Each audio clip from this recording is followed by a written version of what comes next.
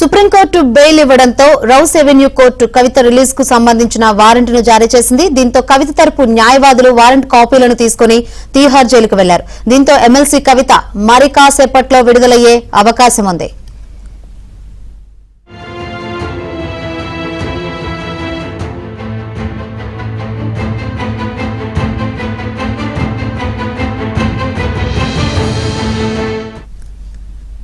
Supreme court bail ఇవ్వడంతో rows avenue court కవిత release కు సంబంధించి వారెంట్ను జారీ చేసింది. ఇక ఇదే విషయం గురించి మరింత సమాచారం అందించేందుకు మా ప్రతినిధి సతీష్ తీహార్ జైలు వద్ద లైవ్ ద్వారా సిద్ధంగా ఉన్నారు.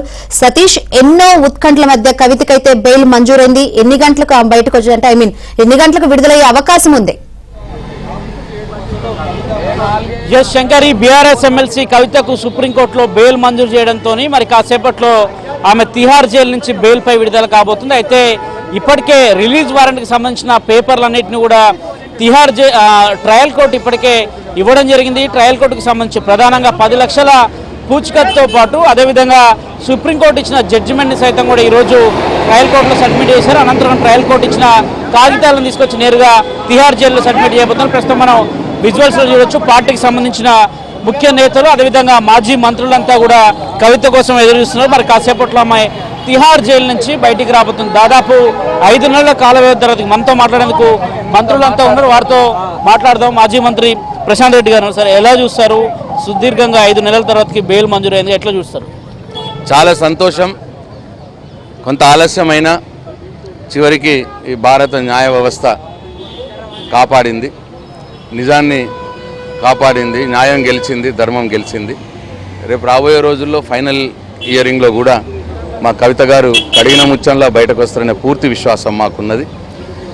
ఆమెను పాపం 5.5 నెలలుగా ఒక మహిళని కూడా చూడకుండా చాలా అన్యాయంగా ఈ ఈడీ కావచ్చు, సిబిఐ కావచ్చు ఆమెను వేధించడం జరిగిందని మేము భావిస్తూ ఉన్నాం.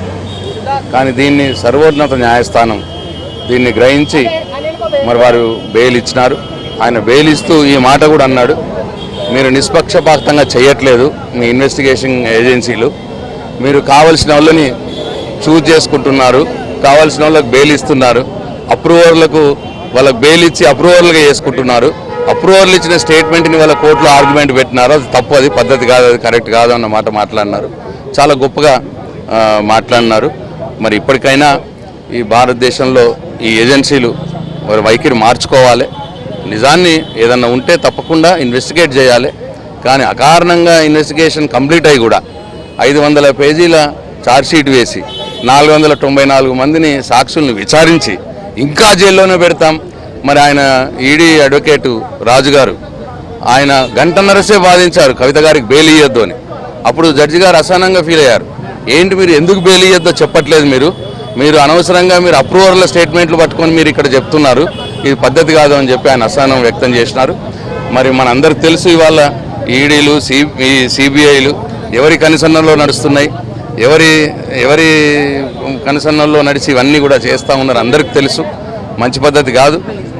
వారి కనుసన్నల్లో చేసే ఈ స్వైర విహారం ప్రజాస్వామ్యానికి మంచి పద్ధతి కాదు. మరికొంతమంది మంత్రులు ఉన్నారు, వారితో కూడా మాట్లాడదాం. సార్, మంత్రి గారు కమలాకర్ గారు ఎలా చూస్తారు? ఇటీవల ఆమెకు వచ్చిన బెయిల్ పైన కూడా పెద్ద ఎత్తున కూడా ఈరోజు కామెంట్లు జరుగుతున్నాయి. మహేష్ కుమార్ గౌడ్ కావచ్చు, బండి సంజయ్ కావచ్చు, వాళ్ళు చేసిన కామెంట్ ఎట్లా చూస్తారు యాజ్ యువర్ మాజీ మంత్రి? తెలంగాణ గడ్డ మీద విట్టిన ఎవరు కూడా తెలంగాణ ఆడబిడ్డ జైలు ఉంటే హర్షించరు.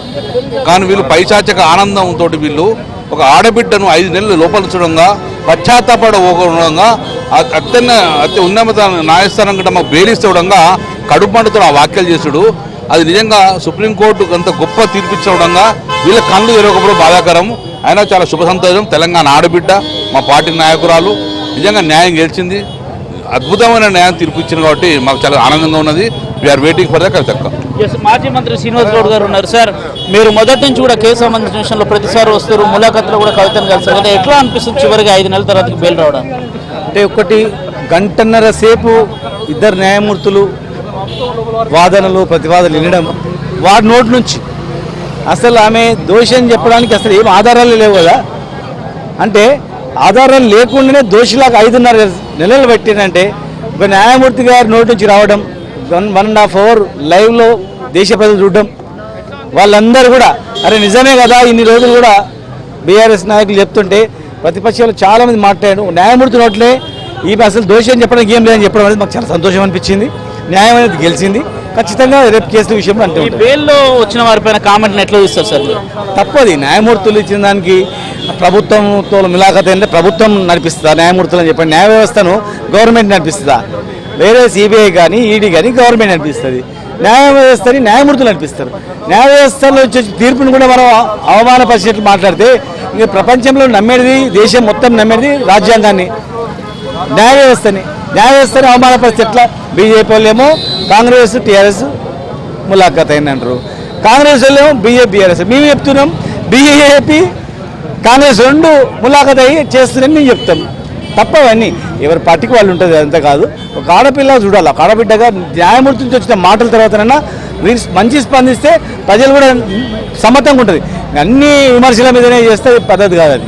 థ్యాంక్ యూ మాజీ మంత్రి గారు. ఇది ఓవరాల్గా పార్టీకి సంబంధించిన ముఖ్య నేతలంతా కూడా పెద్ద ఎత్తున కూడా కొంత కవిత కోసం ఎదురు చూస్తున్నారు. దాదాపు 5.5 నెలల తర్వాతకి కవిత బయటికి రాబోతున్నారు. సుప్రీంకోర్టు ఆర్డర్ మేరకు సుప్రీంకోర్టు ఆర్డర్ని నేరుగా ట్రయల్ కోర్టులో ఇచ్చారు. ట్రయల్ కోర్టు ఇప్పటికే ఆమె రిలీజ్ వారెంట్కి సంబంధించిన అంశంలో కూడా పూర్తిగా కావాల్సిన అంశాలన్నింటినీ కూడా పేపర్ని క్లియరెన్స్ చేసింది. పార్టీకి సంబంధించి అదేవిధంగా కవిత తరపు న్యాయవాదులు కూడా ప్రస్తుతానికి తిహార్ జైలు లోపలికి వెళ్ళారు. తిహార్ జైలు ముందు మనం చూడొచ్చు పెద్ద ఎత్తున కూడా పార్టీకి సంబంధించిన మాజీ మంత్రులు అదేవిధంగా బీఆర్ఎస్కి సంబంధించిన నేతలంతా కూడా ఎదురుస్తున్నారు. ఉదయం నుంచి కూడా అటు సుప్రీంకోర్టులో కావచ్చు, ప్రస్తుతం తిహార్ జైలు ముందు కావచ్చు. తిహార్ జైలు ముందు కూడా చూడొచ్చు. దాదాపు మరి కాసేపట్లో కవిత రాబోతుంది అనే అంశాన్ని తెలుసుకొని దాదాపు పార్టీకి సంబంధించిన కీలక నేతలంతా కూడా ఒక్కొక్కరిగా ప్రస్తుతానికైతే తిహార్ జైలు వద్దకు చేరుకున్నారు. తిహార్ జైలు వద్ద కవిత కోసం ఎదురుస్తున్నారు. వారికి ఆపోజిట్లో వస్తున్నారు అనే అంశాన్ని కూడా చెప్తున్నారు. అయితే పేపర్ సబ్మిషన్ కావచ్చు, దాదాపు 10 లక్షలకు సంబంధించిన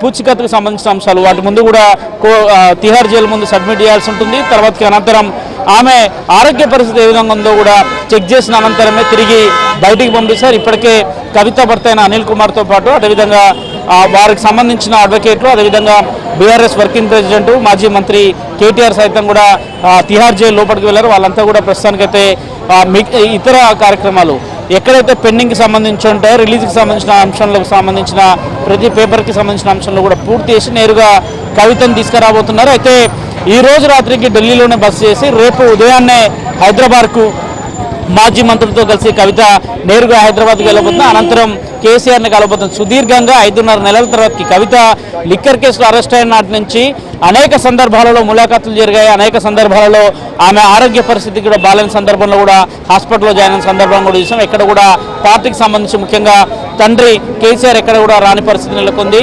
జరుగుతున్న పరిణామాలను చూస్తుంటే మరి కాసేపట్లో కూడా వారికి నేరుగా కవిత హైదరాబాద్ వెళ్ళిన తర్వాతకే కేసీఆర్ని కలిసే అవకాశాలు ఉన్నాయి. ముఖ్యంగా మొదటి నుంచి కూడా పార్టీకి సంబంధించిన ముఖ్య నేతలైన కేటీఆర్ కావచ్చు, హరీష్ రావు కావచ్చు, వారంతా కూడా ఒక్కొక్కరిగా ఇక్కడ న్యాయవాదులతో ఫాలోఅప్ చేయడము, అవి జరిగిన పరిణామాలు చెప్పడము అనే అంశాల్లో కూడా ఎప్పటికప్పుడు అప్డేట్ చేస్తూ వచ్చారు. తాజాగా సుప్రీంకోర్టుకు సంబంధించి ఈరోజు వచ్చారు. ప్రస్తుతం మోహిత్ రావు కూడా బయటకు వచ్చారు. వారితో కూడా మాట్లాడదాము. ముఖ్యంగా లీగల్కి సంబంధించి సార్ ఈరోజు ట్రయల్ కోర్టులో మీరు వారెంట్ తీసుకొని బయటకు వచ్చారు కదా, ఎట్లా ఉంది? ఈ ప్రాసెస్ ఎప్పట్లో పూర్తయింది? ట్రయల్ కోర్టులో మనం వాళ్ళకి కావాల్సిన షూరిటీస్ అవన్నీ పరచడం జరిగింది. సో వాళ్ళు కోర్టు నుంచి రిలీజ్ ఆర్డర్ ఒకటి రావాలి. రిలీజ్ ఆర్డర్ గురించి వెయిట్ చేస్తున్నాము. అదొక్కసారి రిలీజ్ ఆర్డర్ వచ్చిన వెంటనే ఇమీడియట్గా రిలీజ్ చేస్తాం. అంటే ప్రాసెస్కి ఎంత సమయం పట్టే అవకాశం ఉంది సార్? ఒక 1 అవర్ పడుతుంది, లెస్ దెన్ 1 అవర్ అయిపోతుంది. వర్షం కూడా పడుతుంది చాలా చోట్ల. సో అది దాంట్లో పేపర్స్, సెన్సిటివ్ పేపర్స్ ఉంటాయి కాబట్టి వాళ్ళు చూసి తీసుకురావాలి. సో 1 అవర్ టైం పడుతుంది. షిల్ బి రిలీజ్ నౌ. ఓకే, ఇది కవిత తరపు న్యాయవాది మోహిత్ రావు కూడా చెప్పేది. ప్రస్తుతం రిలీజ్ వారెంట్కి సంబంధించిన పేపర్ పెండింగ్లో ఉంది. ఆ పేపర్ రాగానే మరి కాసేపట్లో కూడా ఆమె బయటికి విడుదలవుతుందని కూడా చెప్తున్నారు. కేవలం ఒక పేపర్ కోసమే ఆగామో, మరి కాసేపట్లో కూడా రిలీజ్ పేపర్కి సంబంధించిన అంశంలో కూడా రాబోతుంది. వచ్చిన వెంటనే నేరుగా కవిత బయటికి విడుదల చేస్తారు. అనంతరం తిరిగి పార్టీకి సంబంధించిన ఎంపీ దామోదర్ రావు ఇంటికి వెళ్ళి అక్కడ ఈరోజు రైటు బస చేస్తారని కూడా పార్టీ వర్గాలు చెప్తున్నాయి.